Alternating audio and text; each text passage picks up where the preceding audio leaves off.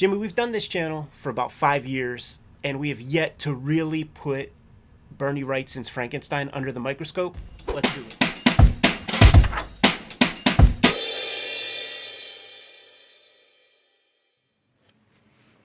Welcome to your favorite YouTube channel, Cartoonist Kayfabe. My name is Ed Piskor. I'm Jim Rugg. We've been threatening to take a look at Bernie Wrightson's Frankenstein for quite a long time, Jimmy. Let's make good on that today. But first, you guys know that this is a daily YouTube channel. And if you don't know, now you do. Go on the front page of the Kayfabe YouTube channel. We have more than 1,600 videos up on the channel right now. We might have talked about some of your favorite comics. So hit the magnifying glass on the Kayfabe channel. Search for your favorite titles and check out those videos. The videos are brought to you in part by the Patreon, and the King Kayfabers on the Patreon get the videos before anybody else. They're hanging out with us in a live stream recording session as we fumble around with our equipment in order to bring these videos to you on the daily. And it's your way to mitigate the Kayfabe effect. We talk about stuff that is rare, and usually it's very accessible online until it isn't. And it's usually the King Kayfabers that snap that stuff up. So without further ado, Jimmy, let's take a look at this book by Bernie Wrightson, maybe his masterpiece, 7, 8 years in the making. It was something that was talked about in every Bernie Wrightson interview from the 70s to the early 80s. And he would talk about, like, yeah, I had to put it down, or yeah, I did a little bit of stuff in Hollywood, and I earned myself a month to work on my Frankenstein book. Yeah, a real passion project in that regard, in that he was a commercial artist, and this was something he was doing, as you say. You get a little bit ahead, you buy yourself 3 days, you buy yourself a week.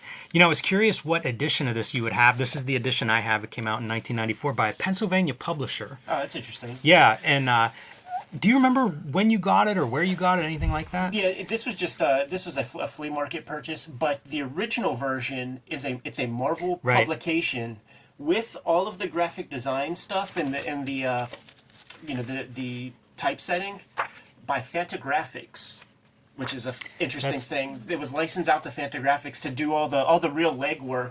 Wow. And I asked Gary Groth about that, and he said basically we had all the equipment. You know, they were putting out the Comics Journal, they were doing all the typesetting and things for that, and they had the old computers that would be able to shrink and enlarge. They had all of the equipment that didn't require you to get hit with like lead linotype spurts and shit like that. So it was their deal. I got mine like right around when this is published, because it's 1994 edition, and I had it as a senior in high school. So it was 94, 95 was my senior year. I remember writing an English paper on it. Nice.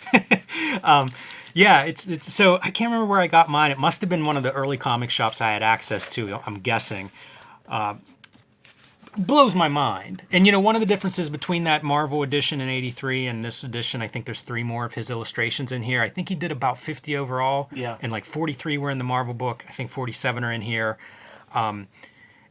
I was looking closely at this line work, as hopefully all of the Kayfabe audience will be doing as we go through this. Right. And it's phenomenal. It's absolutely breathtaking what he does in terms of value, where it's like just parallel lines, but they're a little bit heavier at the top. You know, they fade. They're smooth looking.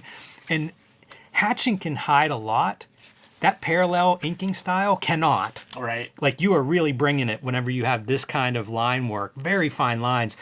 But that is all my way of saying I think there's pen work here and brush work. Oh, interesting. Interesting. He did make it a point to say that the whole impetus was to use the materials that would have been available during the time that Mary Shelley was writing the book. So that was like an important aesthetic choice that he made, and it certainly looks like engravings from that day. Should also note, and you don't need to go back to this, but a Stephen King intro, which was from the original '83 edition. Nice. And it's also included in this edition. There have been several of these. There have been some newer ones. I can't remember if it's IDW or Dark Horse, I think. But there have been a couple new editions of this that have come out this century. And for a while, there was a rumored artist edition of this in the works. So hopefully that will emerge at some point. Yeah, I think Dunbier, he's consistently teasing it, and I think it's just a matter of getting access to all the pieces. He wants to make it right. I think of like the short list of artist editions that I want to see, and you know, it's because I imagine the art is different in person than what we see on the page. Here, I think it's gigantic. I think it's going to be bigger than those Twice Up pages. that may be part of the problem, is figuring out how do we actually do this. And that's perfect. That's why I want to see it. I bet there's maybe range in size from pages to pages and piece to piece. But the thing is phenomenal. Like you're going to see a lot of these glass vials. As we get into Frankenstein's laboratory, it becomes like, how do you do this? Jim, that was an Erlenmeyer flask, by the way. This video is brought to you by the comics that we make. Ed Piskor's Switchblade Shorties is now being serialized on all of our social media every single day. You can see a sample of some of the upcoming storylines here. You can also pick up Hip Hop Family Tree, the Omnibus, collecting all 4 volumes of the Hip Hop Family Tree in one handsome hardcover edition, along with 140 extra pages, including lots more art, comics, and notes. Red Room Crypto Killers, the 3rd volume in the Red Room series, will be coming out in January, but you can read the Red Room series in any order. These are all self-contained stories. Oops, I forgot. You're not supposed to flip through this one on YouTube. X-Men Grand Design, the trilogy trade paperback, is now available, collecting all 3 seasons of the X-Men Grand Design story in one handsome volume. My latest comics, Street Angel Princess of Poverty and Deadliest Girl Alive, collect all of my Street Angel comics in 2 handsome books from Image Comics. That is The Homeless Ninja on a Skateboard. I've also been self-publishing some comics and zines lately. True Crime Funnies, 3 nonfiction stories, BW zine celebrating the black and white explosion, and the 1986 zine celebrating the greatest year in comics history. You can get those on jimrugg.com or patreon.com/jimrugg. And my Hulk Grand Design. This collection, the Treasury Oversized Edition, one of my proudest books, available now in very limited quantities as it is out of print. But a new collection of trade paperback of Hulk Grand Design will be available in May this year from Marvel, so start pre-ordering that one now. And now back to our video. He sculpted this Frankenstein head. There's a video floating around. You can find it on YouTube where he is in studio talking about the creation of Frankenstein, and his sculpture is, it's just like this. Like, he has that ability to do that, and he's lighting it, and that's something that you will notice, very consistent lighting. It makes a lot of sense. That makes a lot of sense, because also we're going to see Frankenstein's face from different angles, and it's his version of Frankenstein, so it makes sense that he would have a 3D model that he built for reference to keep that consistent. I feel like people would like dash past this kind of thing because it doesn't have just like all that mania, but it's so thoughtful. It's clearly snowy, bright. He's able to, convey time of day. Yes, and the longer you spend with it, the more you start to notice, like, they're sitting up on this hillside overlooking this town, which is impossible I perspective. could take you to draw. 20 of these. We live in a hilly location here in Pittsburgh. I can take you to 20 cemeteries like this, but it reveals itself. It's like it is half buried in snow, and you just linger on it, and you start to see these other details. And then, I look at this stuff and I see missing pieces from Toddlebin. Whenever I see his inks and Swamp Things, I would always say, nobody inks like this. Right. Well, here's some examples of that, and I bet you he was well aware of this stuff. If you're an ink slinger, this is going to be a book that you have to have. Absolutely. Look at the light in the drops. There's some great water in this book. Not one line out of place. It's all there for a purpose. I love the idea, too, that this is his masterpiece. I don't think anybody disputes that. Right. And the idea that it's something that he did outside of the conditions of commercial art is kind of revealing that that this means something to the guy. Totally. He was a part of the studio, and those guys who were part of the studio, Mike Kaluta, Jeffrey Catherine Jones, Barry Windsor Smith, they were the people of their era who were kind of pushing the boundaries a little bit. There was still such gatekeeping when it come to distribution and stuff like that, that they could only go so far. They didn't have access to the things that we have access to today in terms of vanity press and print on demand and the ability to distribute, to a customer directly. But they all did things. Man, they had different monographs come out, and Gore Blimey Press published stuff. I see a conversation with Barry Windsor Smith in the way this grass is rendered. Yeah. Really great to think of those two guys as looking over each other's shoulders in terms of line work. They're very distinct, but also there's some parallels. I'm sure that, they had those wordless conversations as they looked at each other's artwork. There would be times where he allows black to be used for effect like this, but on most of the illustrations, it will be like a 90% gray. which is nature in a way. Like you get pure black in a vacuum, and very rarely are you inside of a space like that. And if you want to do work outside of the comics field, comics are pure black and white. Right. So it's a chance to kind of be more nuanced than what you're getting with, especially the commercial printing at that time. And when you look at old etchings and stuff, like there's never solid black. Yeah, I think it used to be a major printing problem. This book is reading Frankenstein is a revelation, especially if you only know like the Universal monsters Yes. and the other kind of film adaptations, because Frankenstein is a genius. He teaches himself to read. He is not like so by having that kind of cognitive awareness, it adds way more tragedy to the character as opposed to just making him like a lumbering brute. Yeah, and there's talk in the intros about how Frankenstein is often a book that people will pick up and put down because it is so different than, you're expecting this monster, and it's very different than the Universal Pictures version of it. Right. So, yeah, it's kind of this is the first version of Frankenstein I read. It's great, too, how much he gets variety in these illustrations, whether it's negative space, like when we saw that woman hanging by the tree, or motion. That's something we don't see in all of these. Sometimes they're very thoughtful and contemplative, but he's able to do all of the stuff. It's not like he's hiding some deficiency somewhere. Right. Which I think you got to figure out that variety if you're going to do a series of illustrations like this. And I think that is where the discipline of being a cartoonist really lends itself to something like this. He has experience with that. And I always joke that to be a comic book artist, it makes you a powerful illustrator, because you might have to draw a tank on one page and the Empire State Building on the next. Right. And then, Napoleon Bonaparte on the page or or panel after that. This would probably be an exercise for cartoonists to add to their recreational time, is like illustrate a novel, because you are forced to do certain things. You may learn to draw scenes and kind of break down your space a little bit differently too.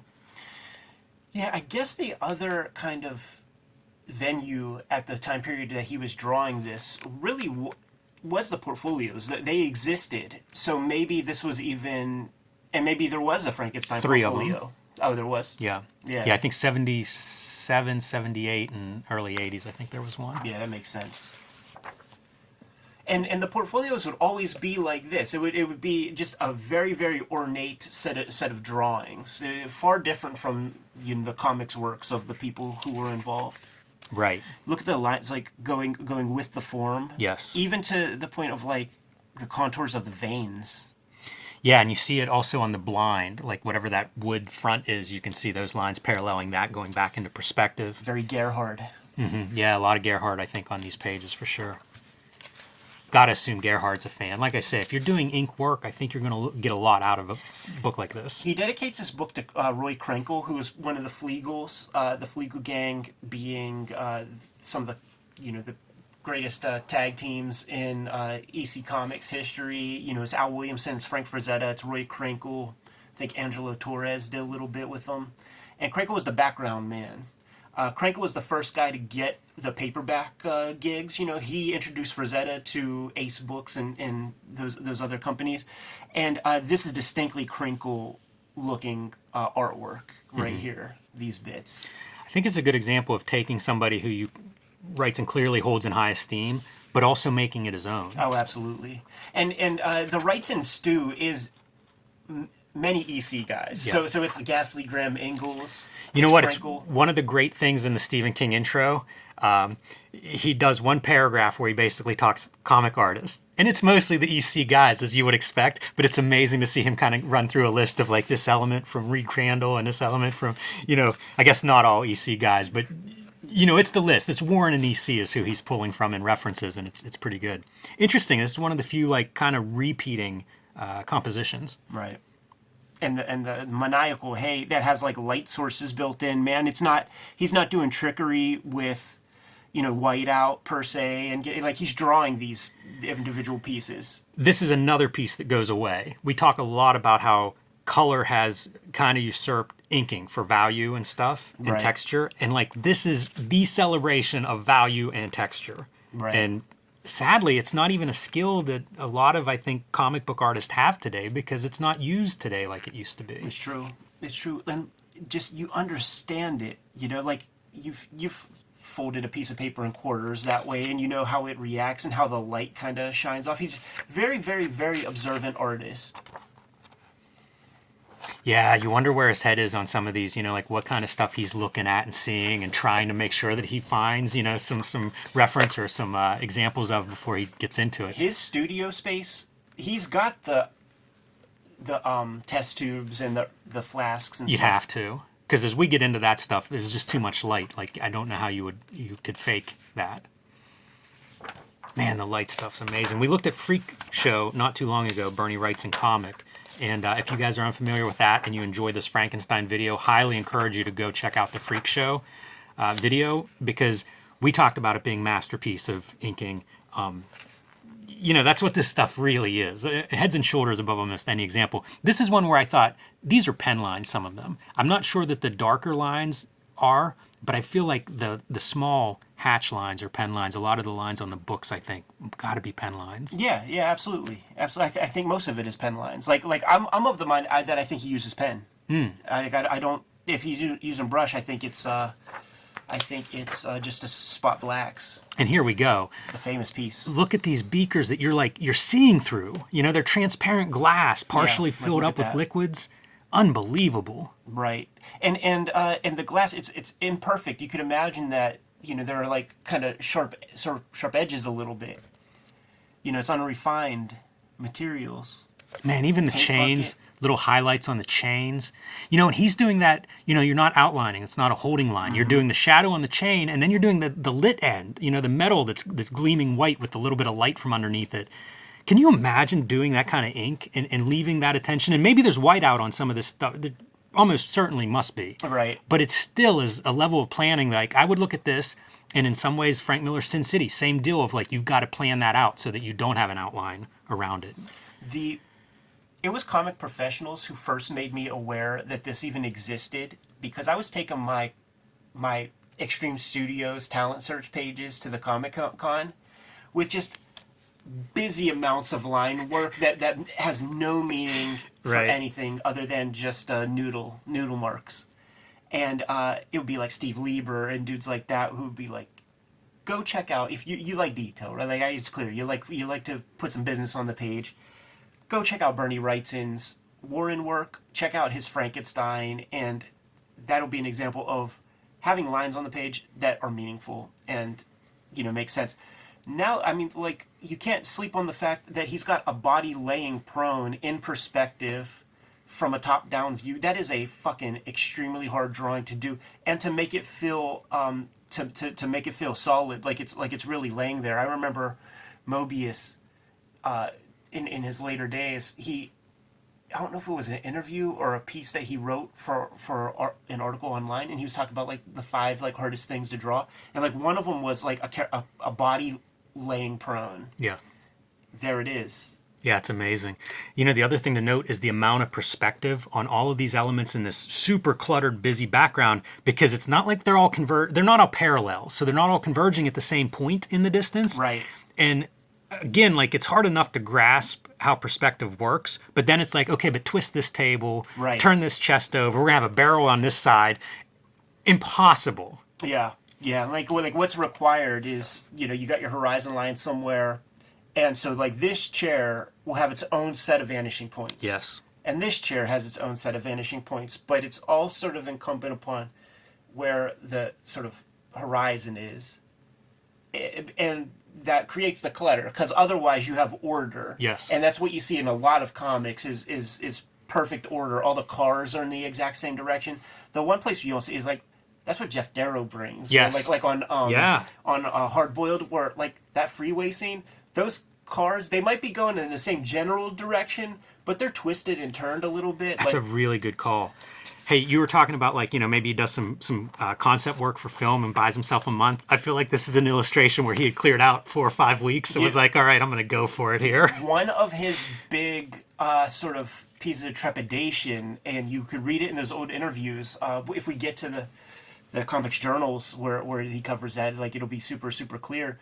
But it's kind of like that Gary Panter, Jimbo's Inferno stuff, where he might get this much done in a month and have to put it down and go work on Ghostbusters. Yeah. And then come back and like, get back into that headspace. That's wild. Man, I like this conversation because I do think artists work this way. Yeah. And you'll hear like filmmakers will talk about it openly where it's like one for the studio, one for me. You don't hear it as much maybe with commercial artists, but I do think a lot of us do work this way. Right. You create like, okay, my rent's paid now for 8 months. Let me try to get my book in here. And I could say that like, that's a mentality. Like I can't do that. I don't have that compartmentalization ability. And when you and I when we were kids, like I had to fully quit my job in order to draw comics because I could not do work and then come home and like draw comics. But you were able to, man. You would even draw comics honestly, on the lunch like breaks I and don't stuff. know that I could do just one thing. It is funny to think like the wiring can be that different, but Yeah. This is one of those other pieces. this is your cover image too. I mean, this is definitely one that everybody I think looks at and how could you not recognize this as being like extraordinary? It's the drapery. Oh man. He's the first guy to like draw the veins coming across the big like carotid artery or whatever. So like that's the stuff that we were praising Will for doing, but WRIGHTSON was the first guy to do it. That's the thing too. Like you've got this amazing set, worthy of any film concept art you could imagine. But then you have these great two figures that are showing drama in a single image. So many plates he's spinning and doing it at a high level here. You could see these scalpels through the Erlenmeyer flask, and they are warped. Yeah, by the glass. Look it's at that, man. I feel phenomenal. like that's a crack pipe. That's funny. You also see like the highlights on the glass too. So you're playing with all kinds of depth. Right. Phenomenal. This is an exciting piece too. I like looking at these things that we find where it's like, oh yeah, I encountered this at this point 30 years ago or something. Yeah. It's probably the first time I laid eyes on this. And if anything, my appreciation just grows. Right. It's like the more you learn, right? I remember Kim Deitch saying that he gets slower at making comics because he keeps learning more, and then there's so much more to consider. I think he's going full Peter Cushing there, by the way. That's the Hammer Frankenstein flicks. That would make sense. Put some Easter eggs in there, entertain yourself, and honestly, man, keep those Frankenstein fans happy.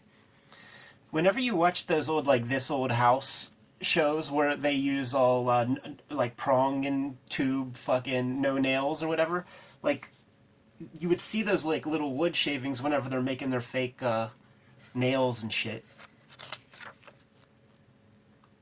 And then using the line, like, to convey, like, a light source. Yeah, he does that very well. Not to be taken for granted, and especially when you have a complex scene, having those lines more or less complement each other. He builds his human anatomy like Frazetta does. When Frazetta does his pen and ink stuff, like real chunky, like like a turkey leg. I see a lot of the Frazetta in the hands. Like the knuckles and stuff have a lot of that, but the faces do too. And then like Graham Ingles in that guy. Yeah, I was gonna say there is like the supporting cast, the archetypes, and look at this for a use of black. Like again, the drama of what these previous several illustrations were compared to this, unbelievable. So Almost a different illustrator on that page. compositional choices are being made here, man. You got a lot of directional devices happening. You got the black hair against the white. I mean, it's a clear focal point. Like, look at it in a thumbnail view, and that is the first place your eye is going. And all the trees and all the rocks and stuff are supporting that. These lines are pointing toward our main focal point. Just a true lesson in illustration. Yeah, and beautiful attention to the details like background trees. Absolutely. Again, I imagine him like doing some drawing in nature and stuff, and then bringing it into these pages. He, in that exact video that I'm talking about where he sculpts the face of Frankenstein, he's got a lot of natural light, like a super big window, and it's all nature behind him. Makes perfect sense. Look at the subtlety of the gradation on the wall, because we have a light source, but it's so simple, and it's not hatching. It's just the lines are a little bit heavier or a little bit closer together as they go across distance. Right. Very hard. The first thing that Bernie WRIGHTSON probably heard after he turned this in, and the first fan saw it. So when are you gonna do Dracula? After the release of the first portfolio, Right. He's got 6 years to go on this project.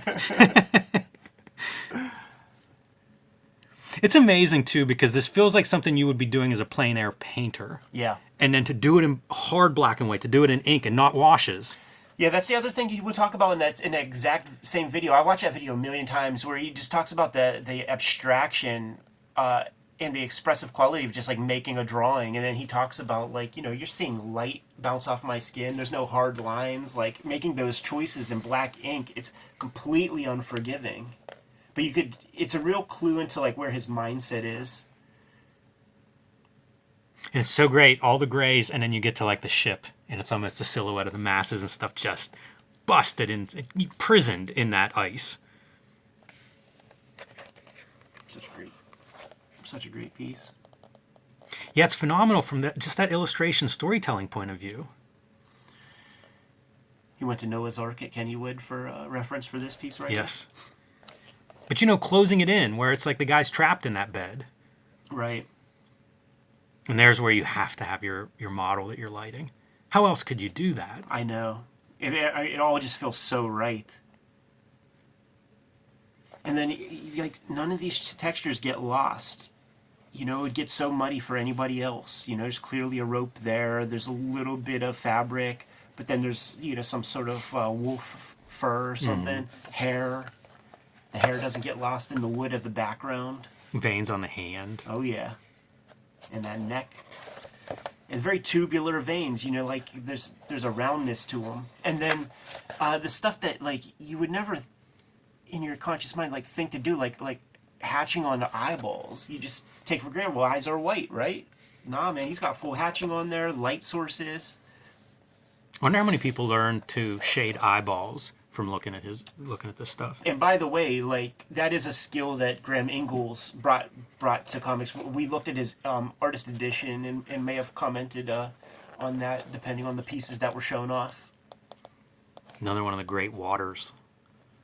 And I feel like the one that comes from this, and maybe this one too, is one image, you know, that gets broken up for the purposes of the book, Right? Which you would want to have because it's so much detail. Like you wouldn't want this to get lost in the spine.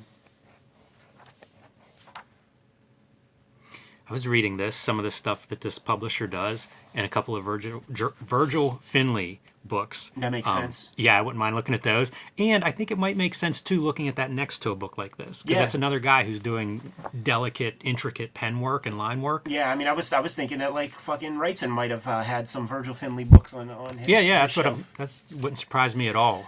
There it is, dude. We got the official video on the record. Yeah, just a masterpiece. And again, coming out of a place of passion as opposed to being paid to do this, I think that's pretty impressive because it continues to be printed. You know, like I think there's at least 5 versions of this. You know, one of the benefits of doing work that you own, right, is yes, it may outlive you. It may give you a chance to continue to present it to new audiences and new generations. And this book's been around, man. 83, the first printing. So here we are, you know, 40 years later, 41, I suppose. And man, it looks as good as ever. Yeah, absolutely. It's you're not topping it, and many have tried. There was the Day brothers who did their Sherlock Holmes comics for Renegade Press. Gary Gianni comes to mind with some of his works. These guys definitely inspired. Toddelbin, you mentioned him up front. Definitely inspired, but it doesn't pack the punch that this stuff does, and I think it all has to do with the sensitivity of what WRIGHTSON's bringing to the table in terms of like the stuff that he's drawing and thinking about the forms and the lighting and making basically using all the rules that the early illustrators, you know, put forth in their works.